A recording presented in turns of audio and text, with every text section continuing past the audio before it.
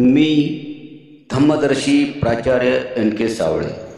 धम्म बांधवांनो, आपणा सर्वांना जय भीम, जय भीम, जय शिवराय, जय शिवराय, जय शिवराय, जय संविधान.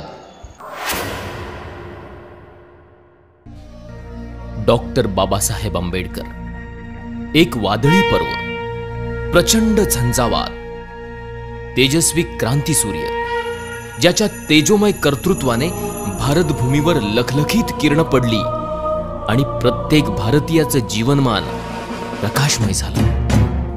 अवघ्या भारतात क्रांतीची लाट आली आणि प्रत्येक नागरिक गुलामीतून मुक्त होऊन सन्मानाचं जीवन जगू लागला. पण बाबासाहेब म्हणजे दलितांचे कैवारी, मागासवर्गीयांचे उद्धार करते, आरक्षणाचे जनक, एवढीच अपुरी माहिती आपल्या सगळ्यांभोवती फिरते आहे. म्हणूनच या पलीकडे जाऊन या तेजोमय सूर्याचे व्यक्तिमत्व समस्त भारतीयांना कळावं म्हणून हा प्रपंच.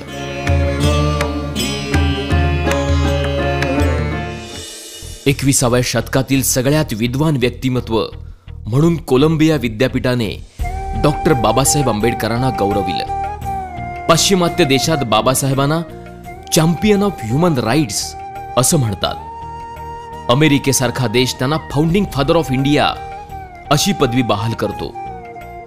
यामागची कारणं लक्षात घेतली तर व्यक्तीच्या प्रतिष्ठेसाठी, राष्ट्राच्या एकतेसाठी त्यांनी आपल्या वैचारिक भूमिकेमधून उचललेली पावलं ही पाश्चिमात्य आणि विकसित देशासाठी मार्गदर्शक हमरस्ता बनतात.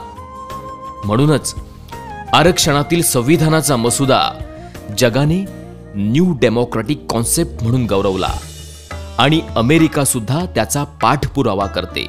बाबासाहेबांनी आपल्या संपूर्ण जीवन पद्धतीत बुद्ध, फुले, संत कबीर यांना गुरु मानलं आणि त्यांच्याच विचारांची छाप त्यांच्या समग्र साहित्यामध्ये आणि चळवळीमध्ये आपणाला दिसते. भारताच्या भूमी स्वातंत्र्याचा लढा प्रत्येकजण आपापल्या परीने लढतच होता, पण भारतीयांच्या स्वातंत्र्याचा लढा फुलेंच्या जीवन पद्धतीला आदर्श मानून बाबासाहेब लढत होते. त्यांनी महाडच्या चौदार तळ्याच्या संग्रामावेळी मला या देशात समता, स्वातंत्र्य, बंधुता आणि न्याय यावर आधारित अशी समाज रचना घडवायची आहे की ज्याचा एकक व्यक्ती असेल, ही गर्जना केली आणि संविधानामार्फत त्याची पूर्तता सुद्धा केली. म्हणूनच डॉक्टर बाबासाहेब आंबेडकर फक्त मागासवर्गीय समूहाचेच नाहीत, तर प्रत्येक भारताच्या नागरिकाचे दीपस्तंभ ठरतात. 1919चा कायदा असू दे, 1935चा असू दे किंवा भारताच्या संविधानाचा मसुदा असू दे, त्यामागे प्रत्येक नागरिकासाठी त्यांनी केलेल्या मताधिकाराचा रोमहर्षक संघर्ष आपणाला इतिहासामध्ये सापडतो.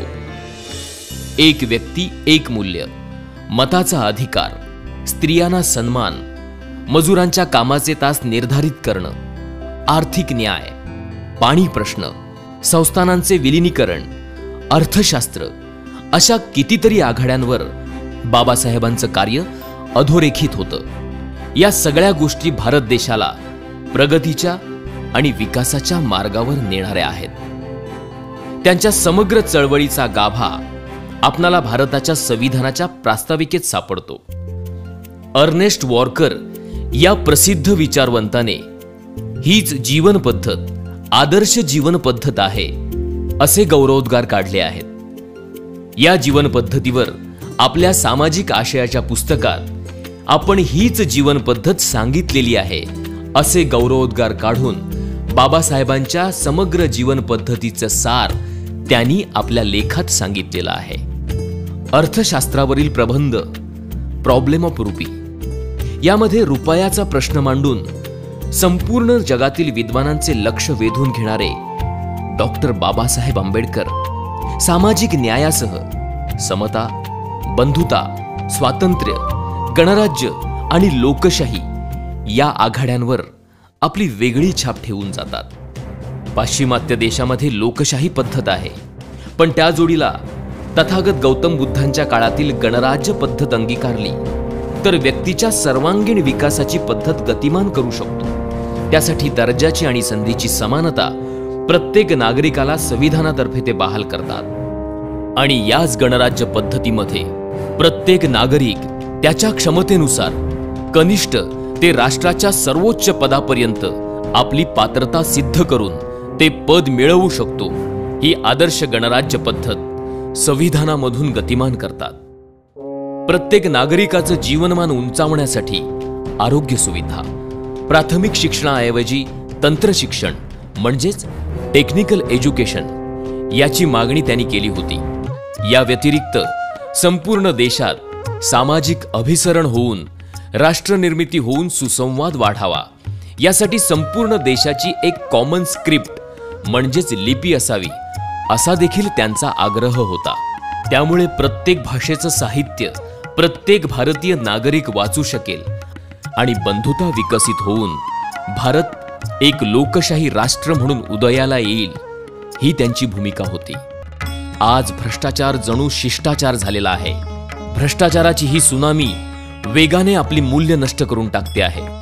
त्यावर उपाय म्हणून निवडणुकांचा खर्च सरकारने करावा, कारण निवडणुका ही सरकारची गरज आहे. त्याचा खर्च सरकारने उचलला तर भ्रष्टाचाराला आळा बसेल आणि कंत्राटदार, काळा बाजार करणारे यांना निवडणूक लढवण्यास परवानगी देऊ नये, ही भूमिका घेऊन त्यांनी आपले राष्ट्रीय दायित्व सिद्ध केले होते. प्रांतिक, धार्मिक, सांस्कृतिक अस्मितेच्या पलीकडे जाऊन राष्ट्रनिष्ठेला ठेच पोहोचवणाऱ्या या गोष्टींपेक्षा मी प्रथम भारतीय आहे आणि अंततः भारतीयच राहीन, ही भूमिका सगळ्या भारतीय नागरिकांनी घ्यावी, तरच आपण ताकदवान राष्ट्र बनू शकतो, याची ग्वाही देऊन राष्ट्रप्रेमाचा जाज्वल्य दाखला त्यांनी दिला होता. या व्यतिरिक्त कामगारांना मिळणाऱ्या प्राथमिक सुविधा, रोजगार बदली, कामगार राज्य विमा, कामाचे तास निर्धारित करणं, कामगारांना हक्कासाठी न्यायासाठी संघटनेची मान्यता, महागाई भत्ता, पगारी सुट्ट्या, आरोग्य विमा, कायदेशीर संप अधिकार, भविष्य निर्वाह निधी म्हणजेच प्रॉव्हिडंट फंड, कामगार कल्याण निधी, भारतीय सांख्यिकी कायदा, शेतकरी धोरण, जमीन धोरण, मध्यवर्ती विद्युत तांत्रिक समिती, हिराकूड धरण, दामोदर खोरे प्रकल्प, नद्या जोडणी प्रकल्प, भाकरा नानगल धरण, भारतीय रिझर्व्ह बँक, राज्य विभागणी आयोग, याशिवाय महिलांसाठी मालमत्तेचा अधिकार, घटस्फोटाचा अधिकार, प्रसूती पगारी रजा, महिला कामगार संरक्षण कायदा, हिंदू कोड बिल, वडिलांच्या संपत्तीमध्ये मुलांसोबत मुलींना सुद्धा समान अधिकार, अशा वेगवेगळ्या स्तरांवर बाबासाहेबांचे कार्य मार्गदर्शक ठरते आणि काळाच्याही पुढील द्रष्टा नेता ही बिरुदावली त्यांना सन्मानित करणारी ठरते. राजेशाही संपली, सरंजामशाही लोकशाहीने उद्ध्वस्त केली, घराणेशाहीला आंबेडकरवादाने आणि लोकशाहीने सुरुंग लावला. आता लोकशाही समोर आवासून उभी आहे ती भांडवलशाही. यावर जगाला फक्त अर्थशास्त्रज्ञ बाबासाहेबांची भूमिका आणि नीतीच तारू शकते. त्यासाठी मिनिमम प्रॉफिट ऍक्ट हा कायदा लागू करा, ही भूमिका सरकारने घ्यावी, अशी सूचना बाबासाहेबांनी सरकारला दिली होती. भांडवलदारांना सरकारने आपल्या कक्षेत ठेवावे आणि मूलभूत सुविधा पुरवणाऱ्या उद्योगधंद्यांचे खाजगीकरण करू देऊ नये. भांडवलदारांचा नफा कायदा निर्धारित करण्यात यावा, ही भूमिका घेऊन बाबासाहेबांनी भारतासह जगातल्या प्रत्येक लोकशाही सरकारला प्रगतीचा मार्ग दाखवला होता. गरज आहे ती त्यांच्या आर्थिक न्यायाचा रस्ता पकडण्याची. आपणाला आर्थिक समानता माहिती आहे, विषमता माहिती आहे, पण व्यक्तीच्या क्षमतेनुसार त्याच्या राजकीय न्यायासोबत आर्थिक आणि सामाजिक न्याय हा महत्वाचा निर्देश संविधान सभेच्या भाषणाच्या प्रसंगी ते करतात. 26 जानेवारी 1950 We are enter in contradiction life. Politically we will have equality and socially and economically we will have not equality. We must remove this contradiction as early as possible. Either those who suffer from inequality will blow up the structure of political democracy which this assembly so laboriously built up. याचाच अर्थ 26 जानेवारी 1950 रोजी आपण एका विसंगतीपूर्ण जीवनामध्ये प्रवेश करणार आहोत. राजकारणामध्ये समानता असेल पण सामाजिक आणि आर्थिक जीवनामध्ये विषमता असेल, हा भेद शक्य तितक्या लवकरात लवकर आपणाला मिटवावा लागेल. नाहीतर असमानतेचे बळी ठरणारे लोक हा राजकीय लोकशाहीचा डोलारा उद्ध्वस्त केल्याशिवाय राहणार नाहीत.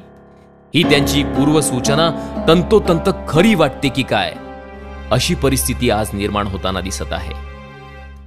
14 ऑक्टोबर 1956 रोजी ते याच मातीत रुजलेल्या, वाढलेल्या, जगाला आदर्श ठरलेल्या बुद्ध धम्माची दीक्षा घेतात आणि आपणाला विश्वबंधुत्वाशी जोडतात.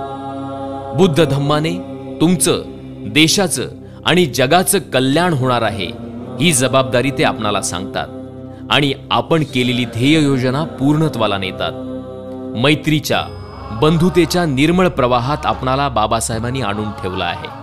केवळ जात, धर्म, वर्ग, मागासवर्गीय या पलीकडे जाऊन आदर्श मूल्यांची रुजवात करून जगाला आदर्श ठरेल असा आंबेडकरवाद बाबासाहेबांच्या अथक संघर्षातून निर्माण झालाय आणि त्याच विचारांच्या पालखीचे भोई आहोत आपण.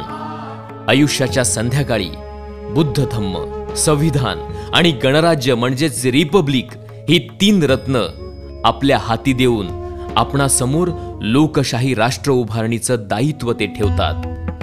गरज आहे ती न कळलेले बाबासाहेब समजून घेण्याची, क्षितिजा पलीकडची त्यांची दृष्टी अभ्यासण्याची आणि या रत्नाची पारख करणारे रत्नपारखी होण्याची. तरच झाडापेक्षा मुळांनी खोलवर गेलेले बाबासाहेब आपणाला समजतील आणि त्यांच्या विचारांच्या छायेत प्रत्येक नागरिक विसावतील. जय भारत.